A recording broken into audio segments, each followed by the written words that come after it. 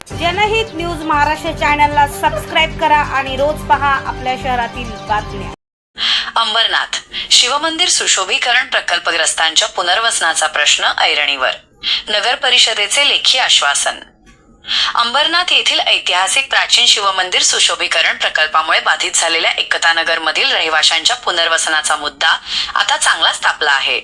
एकतानगर रहिवासी संघाने घेतलेल्या आक्रमक पवित्र्यानंतर अंबरनाथ नगर परिषदेने अखेर प्रकल्पग्रस्तांना लेखी पत्र देऊन आगामी सर्वसाधारण सभेत या विषयावर मंजुरी घेण्याचे आश्वासन दिले आहे। शिवमंदिर सुशोभीकरण प्रकल्पात एकतानगर येथील अनेक कुटुंबांची घरे बाधित झाली आहेत। या प्रकल्पग्रस्तांना हक्काची घरे मिळावीत आणि शासनाच्या नियमानुसार त्यांचे पुनर्वसन व्हावे, या मागणीसाठी रहिवासी संघाने 2 एप्रिल 2026 रोजी मुख्याधिकाऱ्यांना निवेदन दिले होते। जोपर्यंत प्रशासनाकडून लेखी आश्वासन मिळत नाही तोपर्यंत पुकारलेला मोर्चा स्थगित करणार नाही, असा इशारा रहिवासी संघाचे अध्यक्ष राकेश जाधव आणि शाहनवाज शेख यांनी दिला होता। रहिवासी संघाच्या प्रमुख मागण्या: प्रकल्पग्रस्त कुटुंबांना तातडीने तात्पुरता निवारा उपलब्ध करून देणे, ज्यांची घरे तोडली आहेत त्यांना अधिकृतरित्या प्रकल्पग्रस्त घोषित करून तसे प्रमाणपत्र देणे, भविष्यातील रस्ता रुंदीकरण किंवा विकास कामांत बाधित होणाऱ्या घरांना पूर्वनियोजित योजनेतून हक्काची घरे किंवा योग्य मोबदला मिळणे। रहिवासी संघाच्या या ठाम भूमिकेनंतर अंबरनाथ नगर परिषदेचे उपमुख्याधिकारी उमेश राऊत यांनी लेखी पत्र जारी केले आहे। नगर परिषदेने दिलेल्या माहितीनुसार एकूण 31 झोपडपट्टी धारकांपैकी 23 जणांची कागदपत्रे प्राप्त झाली असून 8 जणांची कागदपत्रे अद्याप प्रलंबित आहेत। या प्रकरणाची प्रशासकीय कार्यवाही सुरू असून एप्रिल महिन्यात होणाऱ्या नगर परिषदेच्या सर्वसाधारण सभेत हा विषय अंतिम मंजुरीसाठी ठेवण्यात येणार आहे। नगर परिषदेने सकारात्मक पाऊल उचलत लेखी आश्वासन दिल्यानंतर प्रशासनाने रहिवासी संघाला आपला मोर्चा मागे घेण्याचे आवाहन केले आहे।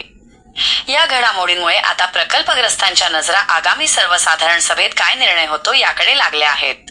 प्रतिनिधी संगीता रणदिवे, कॅमेरामॅन किरण बनकर, जनहित न्यूज महाराष्ट्र, अंबरनाथ।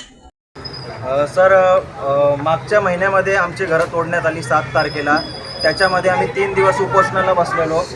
3 दिवस उपोषणानंतर मुख्याधिकारी साहेबांनी आम्हाला आश्वासन दिलं होतं की तुमचं लवकरात लवकर पुनर्वसनाच्या पात्रतेचं आम्ही लेटर देऊ आणि तुमचं शेल्टर होम म्हणून आम्ही लवकरात लवकर देऊ। त्या गोष्टीला 1 महिना झाला तरी देखील आम्हाला काही पाठपुरावा झाला नाही। त्याच्यानंतर हा दुसरा मोर्चा काढण्याची आमची वेळ आली।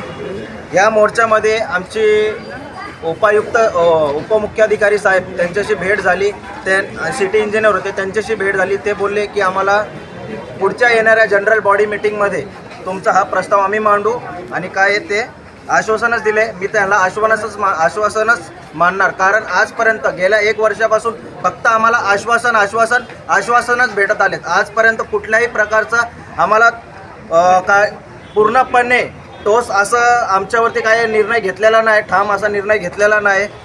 आजपर्यंत फक्त आम्हाला आश्वासनच भेटण्यात आलेले आहेत। त्याच्यानंतर एक माझी विनंती आहे खासदार साहेबांना की साहेब, तुमच्या लोकसभा क्षेत्रामध्ये ठाण्यापासून अंबरनाथपर्यंत जेवढे रेल्वेच्या प्रकल्पामध्ये जेवढे घरं बाधित झालेत, लगभग 2000 पर्यंत घरं बाधित झाले असतील। तुम्ही त्यांना ते घरं तुटण्यापूर्वी, अजून पण घरं तुटलेली नाहीत, त्याच्यापूर्वी तुम्ही त्यांना घरं दिली, पण या 31 घरांवरतीच अन्याय का? हे 31 घरंच का?